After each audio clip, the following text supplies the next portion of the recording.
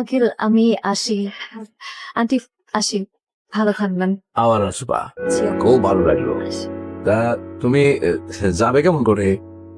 নিচে ইকবাল আছে, আমাকে নামিয়ে দিবেন। শহীদ, তুমি ওর একটু আগে দাও। না না কোনো দরকার নেই, আমি যেতে পারবো। যেতে পারবো একা একা? না বেআইনে যেহেতু কইছে তুমি আগে দাও দাও। জি আচ্ছা। আমার আসলে খুবই ভালো সময় গেল, আর আপনাদের ফ্যামিলি দেখে আমার এত ভালো লেগেছে, একদম পুরো হ্যাপি একটা ফ্যামিলি। আমি তো মাঝে মাঝে আসবো। আমি আপনি যখন মন চাবে ডিরেক্ট চলে আসবে। আপনি আসতে আমার আপা খুশি হবে। দীপা, তোমাকে আমার খুবই ভালো লেগেছে, তুমি তো আমাকে কল করবা, ওকে? আমার মাঝে মাঝে দেখা করবো। ফাইজা, আমি নেক্সট টাইম যখন আসবো তোমার জন্য অনেকগুলো চকলেট নিয়ে আসবো। ওকে বাই, আসি তাহলে। হ্যাঁ সব চল সব।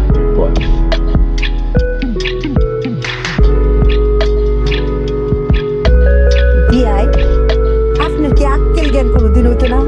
একটা জোয়ান সমস্ত মাইয়া তারে কইলেন শরীর আগাই দিত কে রে?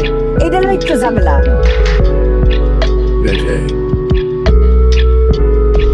আপনাকে একটা কথা বলি। জি বলেন, কারো বাড়িতে কেউ মেহমান হিসেবে আসলে তারে আগায় দেওয়াটা হলো একটা শিষ্টাচার, এটা হলো ভদ্রতা। সুতরাং আপনার বিআইন খারাপ কিছু বলে নাই, আর এটা যদি মাথা ব্যথার কারণ হয় তাহলে ওনাকে এখানে দাওয়াত করার কি দরকার ছিল?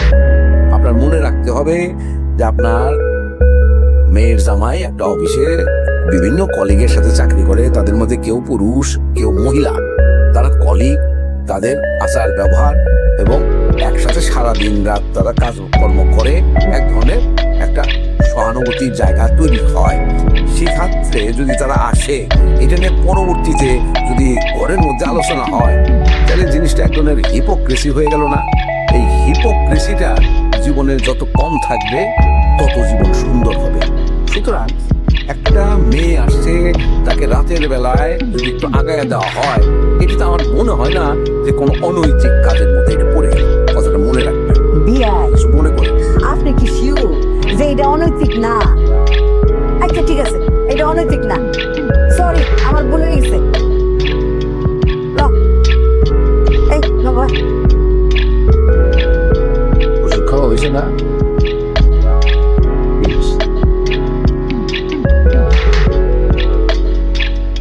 গাছটা নিয়ে যা। এটা কোন বেনিফিট? তোমার সবসময় আমি কথা না বললে হয় না? হ্যাঁ কিতা কই আছি বাপরে, তোর কাছ থেকে কিতা আমার কথা কোন গুণ লাগবো? না কিন্তু ব্রেক দাও তো শিখতে হবে, কোথায় থামতে হবে এটা তো বুঝবা। ওরে বাপরে, কোন হানো আমার থামনটা লাগবো? হ্যাঁ কয়ে দাও আমার হিগাও। বাসায় একটা গেস্ট আসছে, আন্টি অসুস্থ, তুমি এটা তো বুঝবা। হ্যাঁ বাসায় মেহমান আইছে, তোমার আন্টি অসুস্থ, ব্যাগটানি বুঝি, কিন্তু সবার আগে বুঝুন লাগবো আমার মাইয়ার মনটা, আমার মাইয়ার সংসার। তোর বোনের কইজা ফুইরা যায়, তোর বোনের সংসার ফুইরা যায়, এইদিকে তোর নজর নাই। তোর নজর তোর আঙ্কেল আন্টির দিকে না। মারছে মাটির দরদ বেশি, একটা চপ্পর দিমু কান পট্টি লড়াইলাম। মাইয়া বেশি দরদ মাইনছির লিগি, নিজের বোনের লিগি কোনো দরদ নাই। নানুনি তোমার খালা মনে একটু ডর দেখাইলাম, দেখি বেনি করে দিই। নিফা আয় আয়, গল্প উনাইবি? গল্প উনাইতে না তোমার?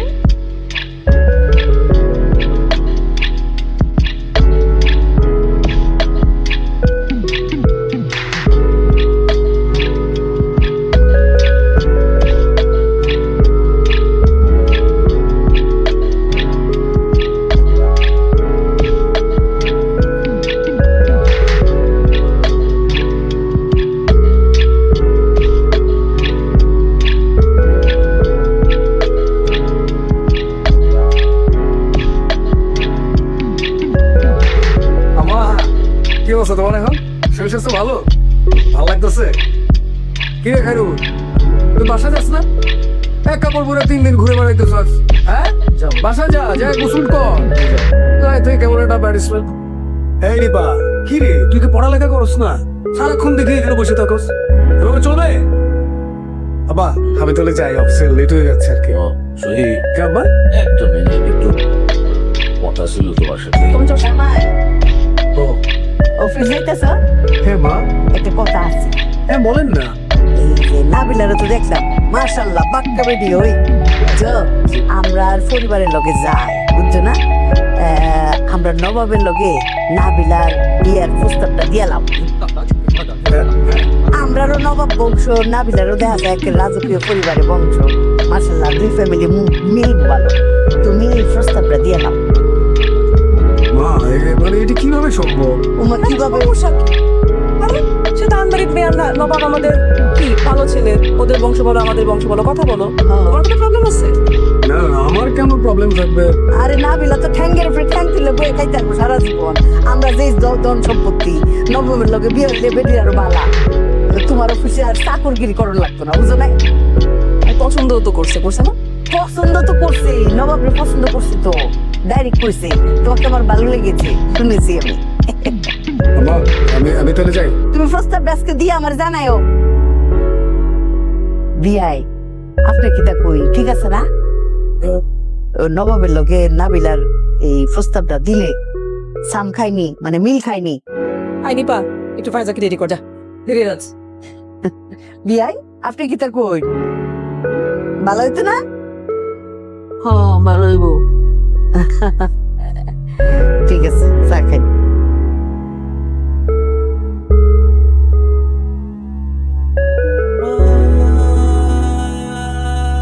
বাবা, শহীদ ভাইয়ের সাথে বাসায় কথা বলে কিছু হবে না? কি করতে চাইছিলেন শহীদ রে?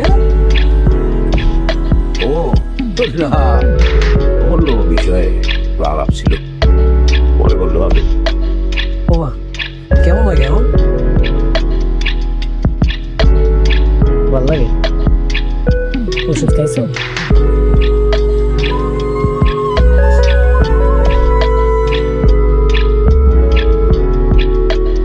এটা আমাদের গল্প, এটা আমাদের গল্প, এটা আমাদের গল্প।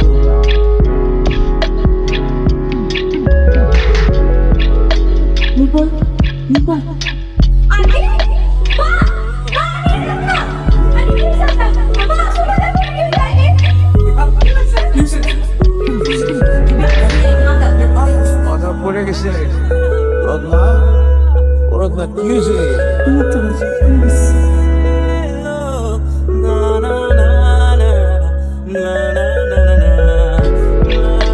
এই, আব্বা কখন আসছো তুমি?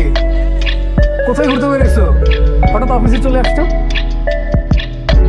আমি তোমার অফিসের উদ্দেশ্যে আসছি। ও কি কিছু বলবা? এই যে কিছুদিন ধরে দেখতেছো যে তোমার মা অসুস্থ, তার কি অসুখ হয়েছে সেটা তুমি জানো? না ওই যে তুমি তো কয়েকবার ডাক্তার দেখালা, বললা তো রিপোর্টগুলো সেম আসছে, এই তো। রিপোর্টে কি আসছে সেটা কি তুমি একবারও জিজ্ঞাসা করছো নাকি তুমি জানো? কি সাব্বা?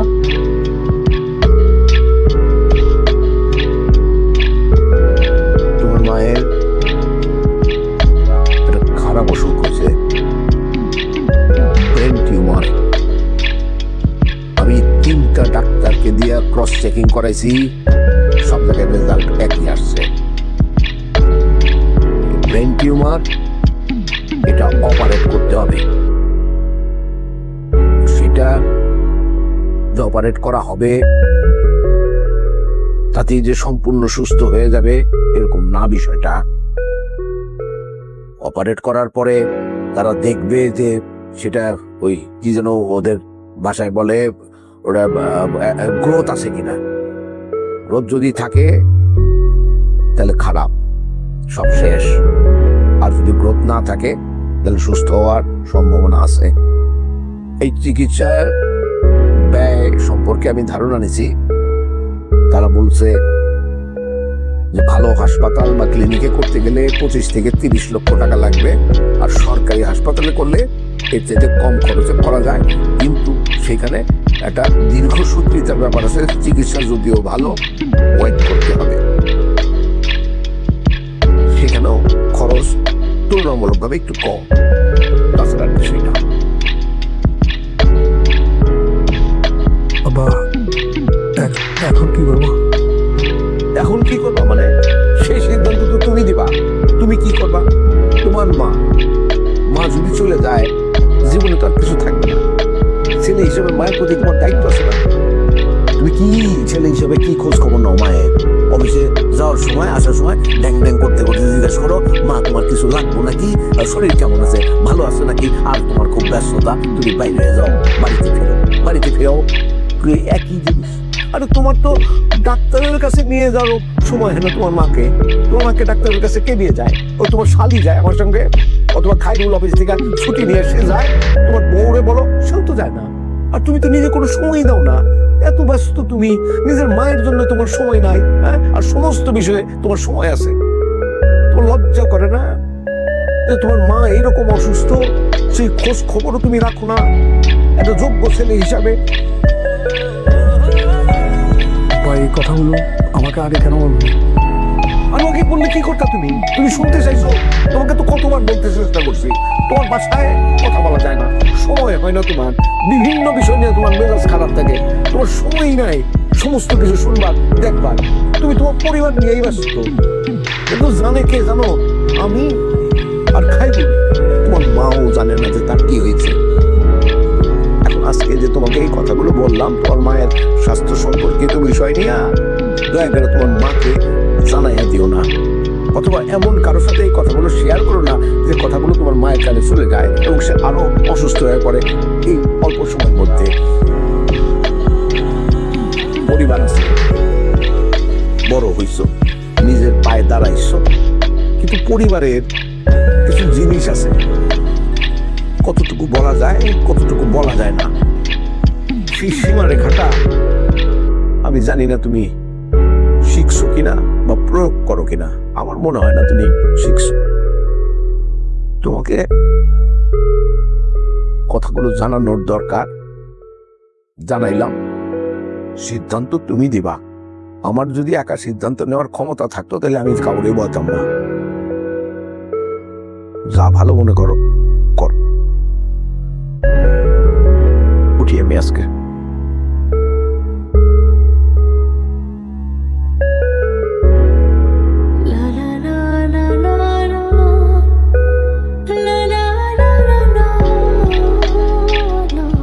আব্বা মানে আমি এই জিনিসটা বুঝতেছি না, সেটা হচ্ছে যে আমার রিপোর্ট তো ভালো আছে, ওষুধ দিচ্ছে, আস্তে আস্তে খালি ঠিক হয়ে যাবে, বয়স হয়েছে, মাথা ঘুরে পড়তে পারে, এটা নর্মাল।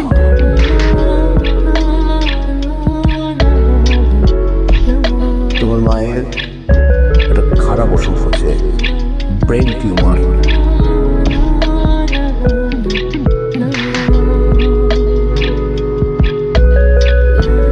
বাবা বলছো?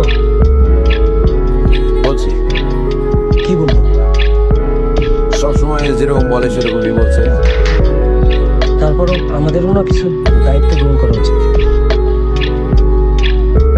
কি দায়িত্ব গ্রহণ করব? তার নিজের মা, সিদ্ধান্ত তো সে দিবে। আমার দায়িত্ব গ্রহণ করলে তো তাদের জানাইতামই না।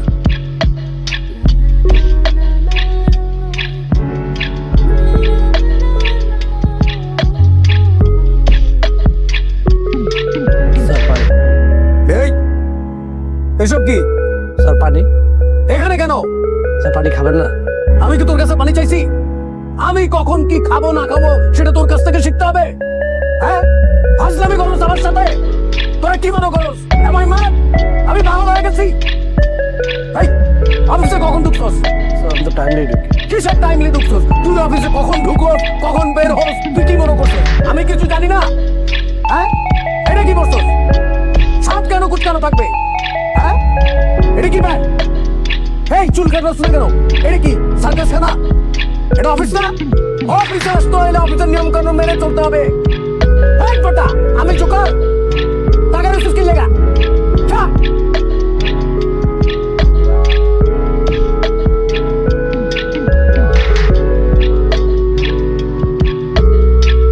হ্যালো সাপলা, তুমি তাড়াতাড়ি জামা কাপড় গোছাও, বাড়ি চলে যাবো, চাকরি আর করবো না। কি হয়েছে মানে তোমার এত কিছু ওনার দরকার নেই তো। আমি তোমার বলছি জামা কাপড় গুছাতে গুছাও, এটা চাকরি করবো, যা ইচ্ছা তা আমার লোক করতে পারবো না তো। আর বাসায় ঝগড়া হয়, যা ইচ্ছা তা আমার করবো, গালাগালি করবো, চিল্লাচিল্লি করবো কিছুদিন পর পর। না তোমার এত কথা বলা লাগতো না, তুমি জামা কাপড় গুছাও। ভাই এই কথাগুলো আমাকে আগে কেন বলনি? আর ওকে বললে কি করতে তুমি? তুমি শুনতে চাইছো? তোমাকে তো কতবার বলতে চেষ্টা করছি।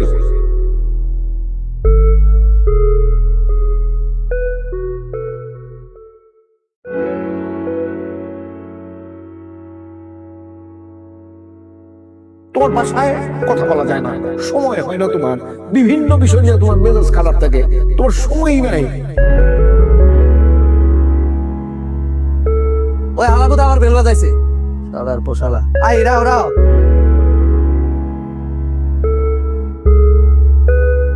স্যার, তোর আব্বা মা ভালো আছে? জি স্যার।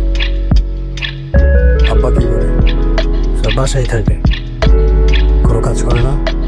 এখন করে না স্যার, কাজ করতো, কৃষি কাজ করতো, খুব কষ্ট হইতে লেগে না করছে।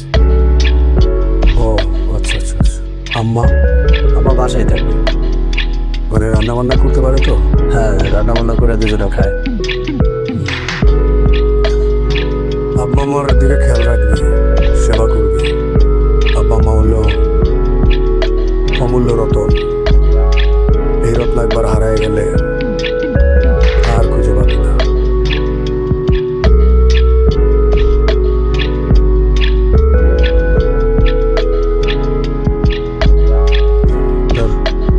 লাগবে না স্যার। আর এমনি তোর বোর জন্য কিছু কেনাকাটা করে নিস। দাঁড়,